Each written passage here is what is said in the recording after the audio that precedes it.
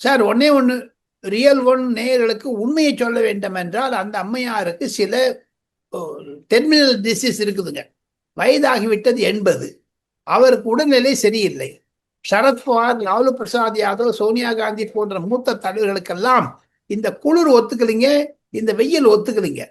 ஒன்றும் இல்லை, எனக்கே ஒரு 74 வயசு ஆச்சு, நம்மளுக்கே கஷ்டமா இருக்குதுங்க. அவங்களுக்கெல்லாம் எவ்வளோ இருக்கும், எத்தனை அரசியல் பிரச்சனை பண்ண.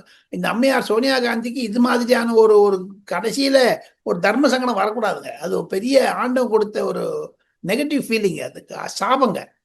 அது ஒரு மகனை இந்த மாதிரி வச்சுட்டு கல்யாணம் பண்ணிக்க, அதை 60 வயசு ஆச்சு, அவருக்கு 58 வயசு ஆச்சு, ஊரை சுற்றிட்டு இருக்காரு, பொண்ணு சரியில்லை, மாப்பிள்ளை சரியில்லை, எல்லாம் சொல்லி மன வருத்தங்கள் இருக்கத்தான் செய்யும். இருப்பினும் அம்மையார் சோனியா காந்திக்கு நாம் இருவரும் ஒரு ஒரு பிரார்த்தனை செய்து கொண்டு நீடூழி வாழ வேண்டும் என்று எல்லாம் வல்ல இறைவனை பிரார்த்தித்துக் கொண்டு, அந்த அம்மையாருக்கு ஒரு டெர்மினல் டிசீஸ் இருக்குங்க, நம்ம சொல்லக்கூடாதுங்க, பாவம் கஷ்டப்படுறாங்க. நம்ம அதை புரிதலை புரிந்து கொள்வது டாக்டர்ஸ் எல்லாம் வாய்த்தாளு. இப்ப பாருங்க, லோக்சபாலேருந்து ராஜ்யசபா போன அப்புறம் அந்த லோக்சபாலேருந்து வரக்கூடிய ஹெல்த் ரிப்போர்ட்ல ராஜ்யசபா கொடுக்கல அவங்க. அந்த அரசாங்கத்துக்கு போயிடும், அந்த டீட்டெயில்ஸ் கொடுக்கவே இல்லை, அந்த ஃபைல் அப்படியே வச்சிருக்காங்க சோனியா காந்தி அம்மா. ஏன்னா எம்பிஸுக்கெல்லாம் சர்க்கார் பணம் வருங்க, இந்த அம்மா சர்க்கார் பணம் வாண்டாங்க. ஏன்னா அந்த வியாதி தெரிஞ்சிச்சுன்னு நாளைக்கு அதெல்லாம் பெருசு பண்ணுவாங்களே என்று பயமாக சொல்ல, மிக ரகசியமாக பாதுகாக்கப்படக்கூடிய ரகசியமாக இருக்கிறது. அது பற்றி நாம் பேசாமல் இருப்பது நல்லது.